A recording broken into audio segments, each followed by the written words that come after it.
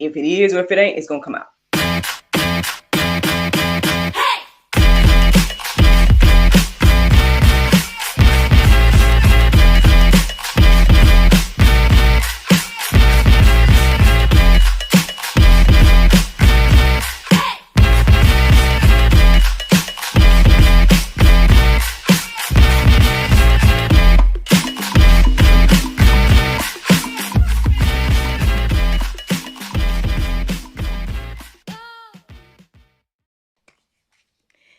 Good morning, everybody. It's your girl, Miracle Sims, and you're listening to God, Sex, and Love, your daily dose of inspirational juice.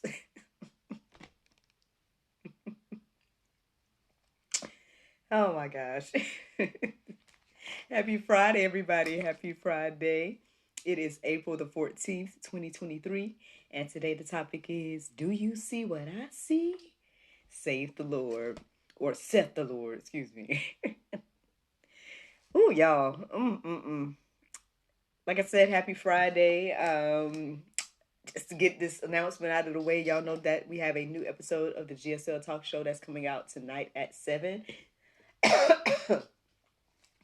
Our guest is none other than Miss Jan Mitchell, and she's sharing a powerful testimony about life after becoming a widow, and her book, Suddenly Single, and everything like that. So I hope that you all tune in tonight to hear more about her testimony and the things that she has going on. As for yesterday, I hope that you guys had a great yesterday, or a great day yesterday. Mine was just fun. I worked. NJ went to class, and I did some other little tasks and whatnot. The Lord put me on somebody's mind to do some freelance work, so to God be the glory for that as well. So yeah, that's what my day looked like yesterday. And yeah, I guess I have a somewhat busy day ahead as well. But I guess we'll get into that in the after show. Let's talk about this conversation, y'all. Do you see what I see? Saith the Lord. Okay, so what had happened was I woke up around the sound of my alarm, like regular. But I was a little distracted, I ain't gonna lie. I was like catching up on, again, messages and emails and all kinds of things I had missed. I listened to the prayer meditation, but I was distracted. I mean, I listened to it, but not really. Then I got caught up in doing stuff online again. And at some point, the phrase "take every thought captive" came into my heart and mind. I'm like, I know, Lord, I know I need to be doing, your will right now. I need to be getting some juice together, or whatever the case is. So I let that be one of the things that I looked up in, at Open Bible. That info I went to go and look into taking every thought captive.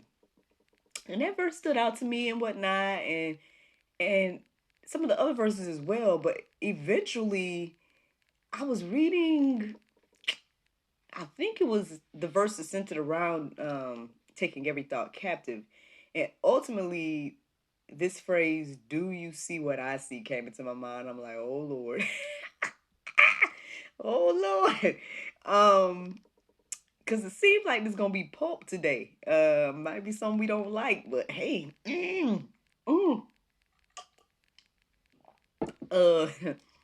But, I mean, I guess the verses that were standing out to me, as well as this idea of "do you see what I see," I would say it's partially inspired by this concept of thinking that either we don't need God, or thinking that we're perfect, or maybe even thinking the opposite, right? Maybe you think low of yourself and you don't see God, see yourself the way that God sees you. So it could go both ways, honestly, this conversation. But I'm gonna share with you guys the verses that were standing out to me, and we'll see what the Lord has to say beyond the title. So the first verse that stood out to me, at least to share today, is Revelations 3:17. It says, "For you say, I am rich, I have prospered, and I need nothing, not realizing that you are wretched, pitiable, poor, blind, and naked." Ooh. Listen, I hope this is not us today. I'm like, Lord, ooh, is this for me, Lord? Ooh, I mean, I know I took a long time to get to start doing the juice. Ooh. Now I haven't said in my heart and mind that I don't need the Lord. Um, I mean, but I do say like in this season I feel like for example, the little bit that I did remember or that I did hear with the prayer meditation was asking me to reflect on like different things, um, and like how much am I worrying about and what does it look like and this type of stuff. And I'm like, well, I'm not necessarily worried. I mean, I have some concerns, right? I have some things that I'm like putting before the Lord to make sure that I'm doing the right thing and making the right choices and things like that. But I wouldn't sit here and say that I have anything that I'm like worried about in this particular season in my life. Like, I don't, you know what I mean? I don't know. I'm really just trusting God. Like, I'm really just like, hey, Lord, whatever you want to do, whatever you want to lead me and guide me to do, that's what I want. Um, but I guess when I compare those thoughts to what this verse is saying, I don't think I've gotten so boastful to be like, oh, I'm this, I'm that, and I don't need the Lord. But I can see how this could be some of our hearts and minds. Humans, just saying, humans in general, like some of us may have this heart and mindset that we could be like the rich man, right, that is looking at all of our successes, all of our things, and we're like, oh, and we're making all the plans for our future, not knowing that we ain't got that much time left or whatever. And so yeah, do you see what I see? uh you know uh, is what we're looking at in the mirror accurate? Like, are we getting an accurate picture of ourselves today? I guess that's the question. Mm. um that is the question I guess I'm asking myself, and that I'm presenting to you all, I guess, to ask yourselves today. um are you seeing yourself, your life, and everything the way God sees it? um Anyway, let's keep going. So then, 1 John 2:4-6, it says, whoever says, I know him, but does not keep his commandments is a liar, and the truth is not in him. But whoever keeps his word, in him truly the love of God is perfected. By this we may know that we are in him. Whoever says he abides in him ought to walk in the same way in which he walked. It's another tight but it's right verse. Like, I mean, again, this kind of made me reflect on some of the verses that I came across yesterday and whatnot. And yeah, I mean, it's one thing to say you know God, but it's a whole entirely different thing to actually live like you know God, you know. And if nothing else, this should show us how much we need God and need what Jesus did for us, ultimately, yes, okay, keep the commandments. I know this whole thing about the commandments has been like an ongoing topic, and I know I've said what I said about it, and I still believe what I have, the conclusions that I've come to based again on Bible, based on what I received. But the thing is, what I'm getting the most today out of this verse here that's saying, saying God but not keeping his commandments. Yeah, I mean, it's like the verse yesterday talking about, let me just go ahead and go back and read one of them. I think it says something along the lines of, where is it? Do do do do do. Y'all, I write so much. I don't know, y'all. Anyway, but it's the verse that talks about I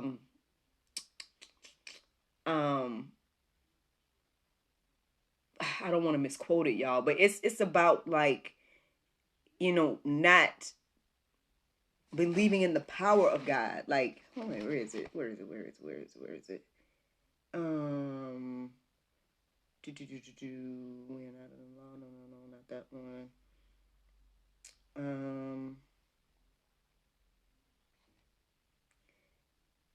I'm sorry, y'all. I don't know, but y'all can go and look at. You can take the general what I said and look up the. There it is. Oh no, that's not. No, but it's just basically the verses that tell is about like again, believing in God, but then not believing in the power to change, or and things like that. Like ultimately, at the end of the day, this verse is just very clear. The word that I already read this morning is just telling us that you can't sit here and proclaim to know God, but then again walk the complete opposite or live your life the complete opposite as if you don't know God. Because again, I know I talked about at some point over the past few weeks about like how this type of behavior can cause our fellow man, our neighbor to stumble. And this is one of the grievances that people have against Christians is that we proclaim to be believers, we proclaim to be followers of Christ, but then we're not showing grace and mercy, and we're not walking like Christ. We're not actually doing the things he did. So just something to think about. I think this reminded me of the article I read yesterday that I shared with you all. That it's good to constantly just, work out your own salvation with fear and trembling. I know that's one of the verses in the Go Deeper section. It's like constantly, setting yourself before the Lord, humbling yourself before the Lord, and seeking him to guide every aspect of your life. And then understanding that, okay, Lord, I may fall short. I'm going to fall short. But at the end of the day, I trust in you to not only forgive me and things like that, but to lead me and guide me to do better. Acknowledging your faults and your wrongs and repenting and things like that. So let me keep going, y'all, because these verses addresses that as well. We have 1 John 1:8. It says, if we say we have no sin, we deceive ourselves and the truth is not in us. Very self-explanatory there. There's a lot of people that go around and proclaim like, oh, I don't sin. I don't need God. I don't even acknowledge this word sin X, Y, and Z. And I guess even that itself is, is that sin, Lord? I guess you're trying to call the Lord a liar. If you proclaim that you have no sin, because it says here plainly that the truth is not in you, and you're deceiving yourself if you have, again, that heart and mindset. Romans 3:12, it says, all have turned aside together.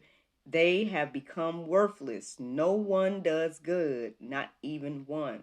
So even the people that go around and be like, well, I'm a good person, X, Y, and Z. No. I mean, if you line up yourself with the 10 Commandments, line up yourself with anything morally good or whatever the case is, and you'll see clearly that, we don't measure up, because somehow, again, we find fault in the 2 commandments, let alone the 10, and then let alone the hundreds that the Israelites had. So I guess with that being said, y'all, I mean, maybe we need to just take a closer look at ourselves today. Really truly look ourselves in the mirror and see the things that we need to improve, the things that we need to change. Even again, if it's the opposite, right? Because it's easy to kind of point out people that are like puffing themselves up or, thinking they're above God or anything like that. Like that's easy to point out and say that, oh, that's wrong. But even if you think little of yourself, right? Even if you think of yourself as less than who God created you to be, if you feel like deep in your heart, oh, I'm nothing and things like that, that's still not seeing yourself the way that God sees you, because God values you so much that he came himself, humbled himself to all of our, the way we live and everything, humbled himself even to death to save us. And so to provide a way for us to be back into relationship with him. And so, ultimately today, hey, let's take a good look in the mirror and see, do we see ourselves the way that God sees us?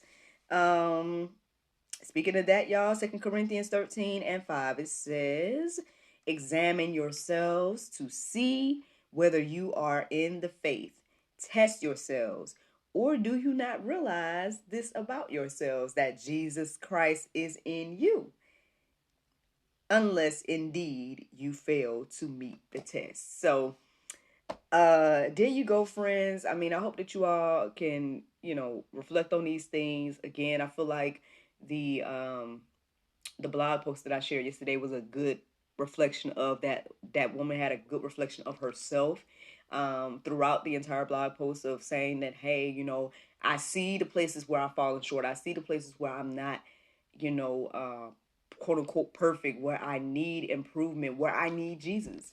And that's ultimately the juice this morning, for us to get a clearer picture of ourselves and seek the Lord on how we can truly be righteous in Him. So the Bible verse of today is John 14:6. It says, Jesus saith unto him, I am the way, the truth, and the life. No man cometh unto the Father but by me. Friends, I hope you all enjoyed this juice this morning. Thank you so much for listening to God, Sex, and Love, your daily dose of inspiration and juice. I pray you guys can go forth and have a wonderful day, and I look forward to talking to you all tomorrow, if the Lord's will. Bye-bye.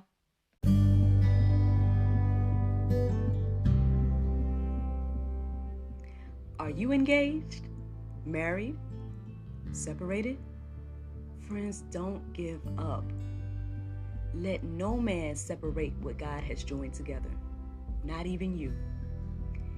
Transform your marriage and your idea of marriage today with Marriage Reignited. This program is an insightful look into marriage and what are the true needs of his and her. You guys can get a discount when you use Miracle Video or Miracle Combo. Miracle Video will get you $5 off of the video, and Miracle Combo will give you $10 off of the video and book. Check out marriagereignited.com for more information. That's MARRAGENITED.com. And again, that's Miracle Video, MIRACLEVIDEO, or Miracle Combo, MIRACLECOMBO.